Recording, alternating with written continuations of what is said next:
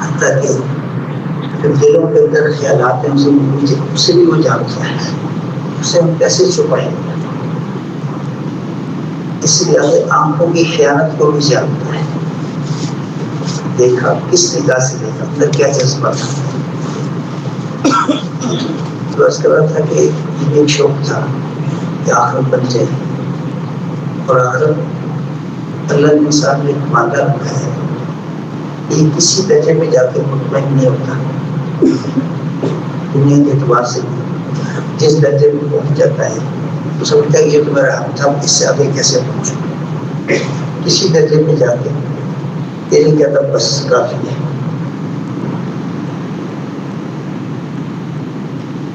ایک وقت میں یہی جذبہ آخرت کے بارے میں تھا کہ آخرت کیسے اعلیٰ سے اعلیٰ بن جائے۔ جنت تو ہے، جنت میں کتنے درجات ہیں، ایک وہ بھی جنت ہی ہے جو سب سے آخر میں جہنم سے نکل کے جنت میں جائے گا، جس کی بڑی تفصیل نبی علیہ السلام نے بیان فرمائی، اور بالآخر وہ جنت میں داخل کیا جائے گا تو اس دنیا سے 10 گنا بڑی جنت اسے دی جائے گی۔ یہ سب سے آخری جنت ہے، اس سے نیچے کوئی اور اللہ کی دین نہیں ہے۔ اب یہاں سے شروع ہوتی کر کہاں تک جاتا مسئلہ یہ ہم نہیں جانتے، اس لیے بڑی تفصیل بیان کی گئی جنت میں، قرآن میں بھی، حدیث میں بھی، حدیثوں میں بھی۔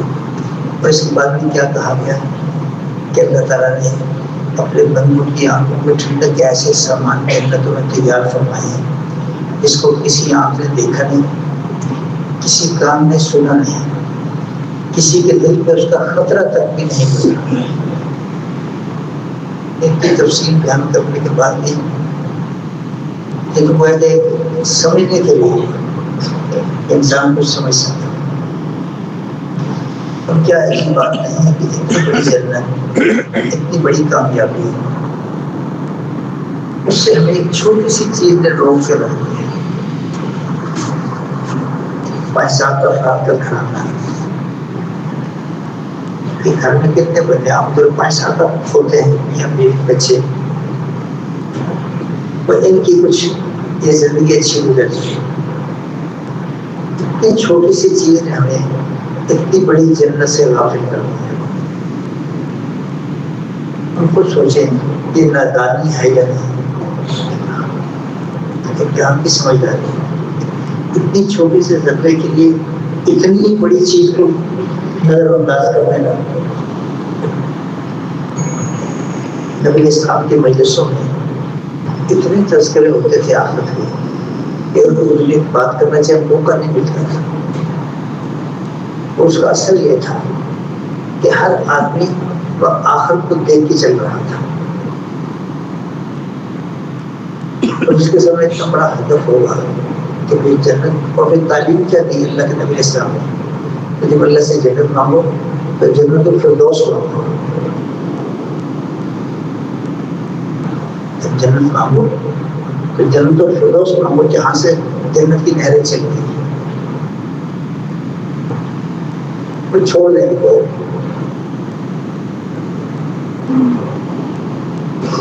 کتنا بڑا ایک ہدف ہے کہ جس کو سامنے رکھ کے آدمی کی زندگی گزارے۔ اس لیے کہ جو کچھ ہمارے پاس ہے یہ سب اللہ ہی کا دیا ہوا ہے، جان بھی اللہ نے دی، مال بھی اللہ نے دیا، صلاحیتیں بھی اللہ ہی نے دی۔ لیکن مولانا نیاز رحمۃ اللہ علیہ اس دعا کو بہت بڑا کرتے ہیں، اللہم انا قلوبنا ونواسینا وجوارحنا بیدک لم تملکنا منها شیئا فاذا فعلت ذلک بنا فقل انت ولینا واہدنا الی سواء السبیل۔ اس دعا کو بہت کثرت سے پڑھتے ہیں۔ اس میں مبارکہ کہاں سے چلا؟ ہم اپنی جان کو اپنا سمجھ کے چل رہے ہیں، اور جو مال تھوڑا یا زیادہ ہمارے پاس ہے، جو سرمایہ ہے، اس کو ہم اپنا سمجھ کے زندگی گزار رہے ہیں، یہاں سے مبارکہ چلے۔ حالانکہ نہ یہ جان ہماری اپنی ہے، نہ مال ہمارا اپنا۔ اللہم انا قلوبنا ونواسینا وجوارحنا بیدک، سب کچھ تیرے ہاتھ میں ہے۔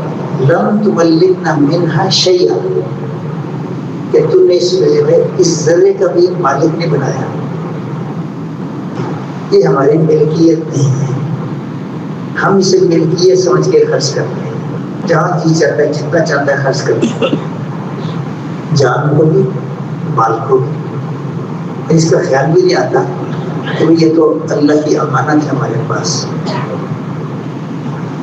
پہلے یہ بھی اللہ ہی ہے، اور پھر جنت کے بدلے میں خرید بھی لیا کہ مسلمان کی جان و مال اللہ نے جنت کے بدلے میں خرید لی، تو ہم تو سودا کر چکے ہیں، اب یہ ہمارا اپنا نہیں ہے، اللہ کی طرف سے ہمیں بطور امانت دیا گیا ہے، جیسے جتنا مالک کی طرف سے اجازت ملی تو ہم خرچ کر سکتے ہیں، وہاں خرچ کر سکتے ہیں جہاں وہ کہے گا، اپنی مرضی سے جہاں جی چاہے کر سکتے، نہ جان کو نہ مال۔